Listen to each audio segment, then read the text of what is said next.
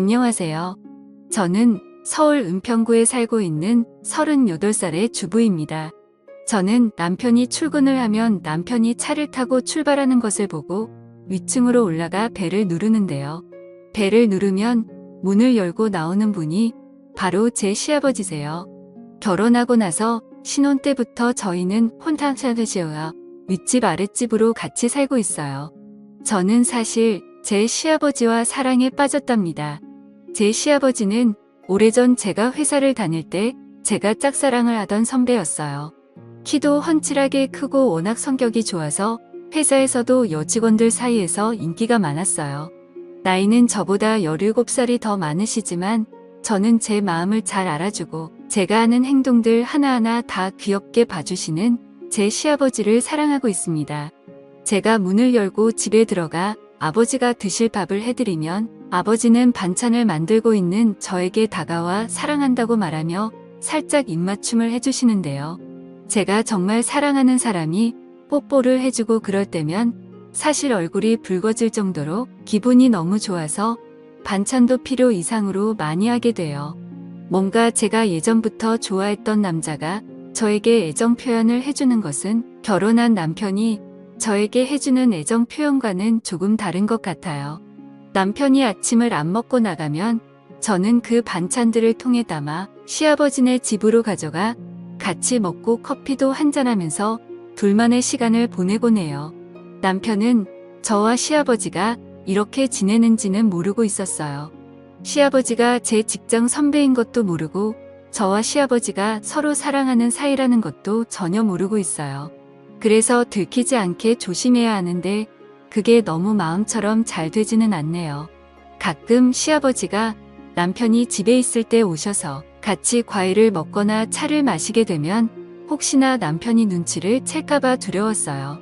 남편의 집에 도착하는 시간은 항상 7시 반이어서 그때까지는 저와 아버지는 항상 붙어 있을 수 있었어요.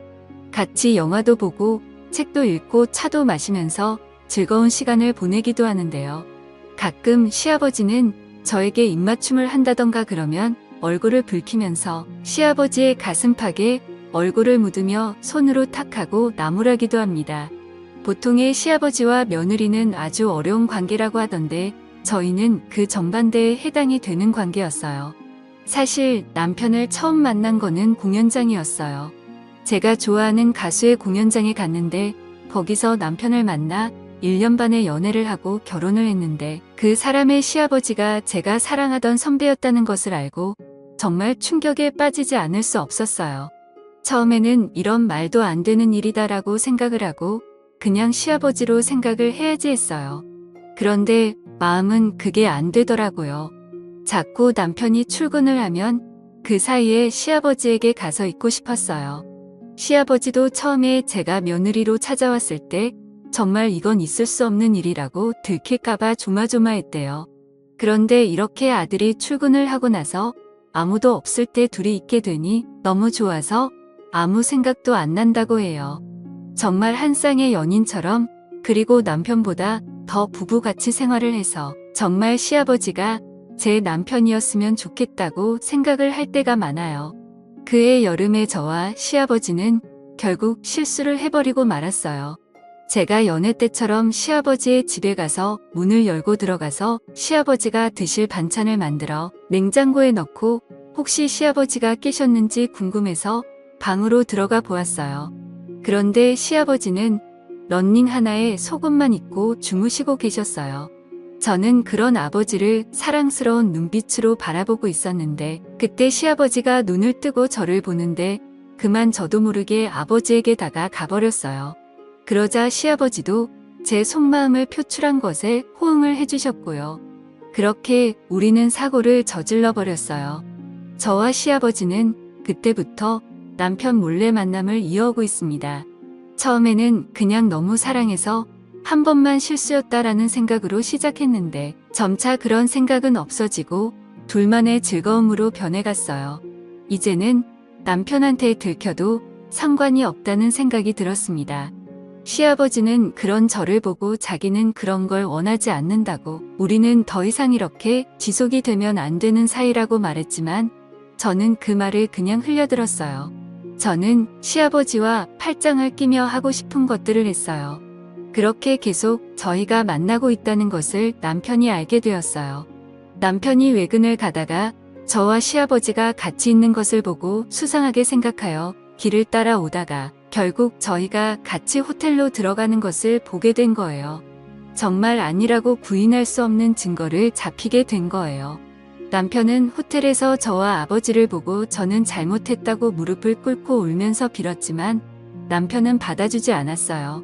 남편은 도련님과 아가씨에게도 이 사실을 모두 다 말해버렸고 저와 시아버지는 그때부터 지옥이 뭐지 알게 되었어요. 남편은 우리가 사는 아파트부터 시작해서 단지 내에 저와 시아버지가 자기 몰래 쓰레기 같은 불륜을 저질렀다. 남편을 버리고 시아버지와 그딴 만남을 한 추악한 여자다 등등 소문을 퍼뜨리고 다녔고 밖에 나갈 때마다 사람들의 수군거림과 조롱과 멸시를 들어야 하는 비참함을 느끼게 해주었습니다. 저는 그런 말을 들어도 그냥 참을 수 있었지만 제가 사랑하는 제 시아버지가 그런 말을 듣는 것이 너무나도 참혹하고 지옥보다 더 고통스러웠습니다. 입소문이 한번 퍼지니까 정말 무서울 정도로 빨리 퍼지고 또 넓게 퍼지더군요. 저희가 사는 아파트 단지뿐만이 아니라 그 옆에 있는 아파트 단지에도 이런 사실이 퍼지면서 어딜 가나 바람핀 여자라고 소문이 돌았어요. 고장 앞에 있는 편의점에 가도 편의점 알바생과 주인이 저를 이상한 여자로 보고 뒤에서 수근수근 대는데 정말 창피하고 얼굴을 못 들고 다니겠어요. 저는 남편에게 차라리 이혼을 해달라고 요구를 했습니다. 이러는 거 너무 힘들고 정신적으로 너무 스트레스를 받는 거는 둘 다 똑같으니까 서로를 위해서 이혼을 하자고 했습니다. 그런데 남편은 이혼을 안 해주겠다고 했습니다. 지금 자기가 이혼을 해주면 자기만 머저리처럼 저를 위해 돈 벌어다 준 것밖에 안 된다고 자기보다 더 고통을 받아야 한다고 했습니다. 저는 그 말에 눈물을 흘리면서 정말 잘못했다고 하며 무릎을 꿇고 빌었지만 소용이 없었습니다. 그 후 저는 집 말고는 아무데도 나가지를 못했습니다. 마트를 가도 사람들이 쳐다보고 뒷담화를 하는 사람들이 있고 미용실에 가서 머리를 다듬으려 해도 저 같은 쓰레기는 받아주지 않는다고 나가라고 그러니까 정말 집 밖에 나갈 수가 없었습니다. 시아버지도 그런 저를 보듬어 주시지 못했습니다. 이미 소문이 나서 자기도 저를 보살펴줄 처지가 안 되고 지금도 저랑 같이 있게 되면 자신도 아들에게 쫓겨나게 생겼기 때문입니다. 시아버지는 저에게 문자로 더 이상 자신의 집으로 오지 않는 것이 저에게 좋다고 말하자 저는 그런 시아버지에게 너무 배신감을 느끼고 자기를 버렸다는 생각에 눈물이 났습니다. 집에서 혼자 소파에 앉아 하루 종일 울다가 지쳐 잠들었다가 남편이 집에 들어오는 소리에 깼지만 경멸스럽다는 눈빛이 남편을 보고는 저도 아무 말 못하고 그의 내몰찬 행동을 받아줄 수밖에 없었습니다. 특히 제 핸드폰으로 아가씨와 도련님 이 전화를 해서 어떻게 자신의 형이자 오빠를 버리고 그것도 자기 아버지랑 그렇고 그런 짓을 할 수가 있냐고 미친 거냐고 그러는데 정말 죽어버리고 싶었어요. 아가씨는 제가 처음에 시집 올 때부터 이런 여자라는 사실을 알고 있었다는 둥 언젠가는 이런 일이 일어날 줄 알았는데 그게 자기 아버지와 일어날 줄은 정말 꿈에도 생각 못했다고 하면서 저에게 말씀을 하셨어요. 저는 아무 말 못하고 그저 듣기만 하고 잘못했다고 말밖에 할 수 없었습니다. 남편이 시아버지에게 소리를 지르며 엄마한테 부끄럽지도 않냐고 하는데 시아버지도 아들에게 자기가 벌써 마누라를 보낸 지 11년이 되었다고 하면서 자신도 외로웠고 오래전에 같은 회사를 다녔던 제가 좋아져서 잠깐 실수를 했다고 그렇게 싸우는데 저는 거실에서 둘의 싸움을 지켜볼 수밖에 없었습니다. 제가 지금 둘 사이에 끼어서 어느 쪽도 편을 들 수 없었고 오히려 더 안 좋게 될 수도 있었기 때문입니다. 저는 이러한 상황을 더 이상 지켜볼 수가 없어서 이곳을 떠나기로 했습니다. 남편은 이혼을 안 해주고 제가 바람핀 대가를 치르게 해주겠다고 했으나 저는 결국 그 대가를 다 받지 못하고 저 혼자 살겠다고 새벽에 남편이 자고 있는 사이에 집을 나와 예전에 친구와 살았던 고시혼으로 들어갔습니다. 남편이 전화가 왔지만 받지 않자 문자로 저 혼자 살겠다고 그렇게 나갔다고 나중에 후회하지 말라고 하는데 그 말이 현실이 되더군요. 남편은 저에게 이혼 소송을 했지만 제가 참석하지 않았고 그래서 남편의 증거 자료에 의해 제가 남편에게 위자료를 주게 되었고 제가 그 위자료를 주지 않자 신용불량자로 등록을 해 어떤 신용카드도 못 쓰게 되었어요. 그래서 통장이 있어도 돈을 빼서 쓸 수도 없고 오직 현금으로만 생활을 해야 하는 지경이 된 거예요. 직장도 다니지 못하고 아무 일도 못하니까 돈도 못 벌고 먹을 것도 못 먹는 상황이 되니 제가 저지른 잘못이 얼마나 큰 잘못인지 알게 되더군요. 이 글을 읽으시는 분들은 저처럼 바람을 피지 마세요.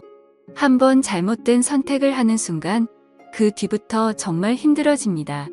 그러니까 사랑해서 결혼을 한 배우자와 평생을 같이 하시고 다른 그 어떤 이성에게도 마음을 주지 마세요. 오늘의 사연은 여기까지입니다. 오늘의 사연을 듣고 여러분들은 어떤 생각들을 하셨나요? 여러분들의 생각들을 자유롭게 댓글로 공유해 주시면 감사하겠습니다. 저는 더 재미있는 썰 이야기로 돌아올 것을 약속드리며 오늘 영상은 여기서 마무리하도록 하겠습니다. 오늘 영상도 시청해 주셔서 대단히 감사합니다.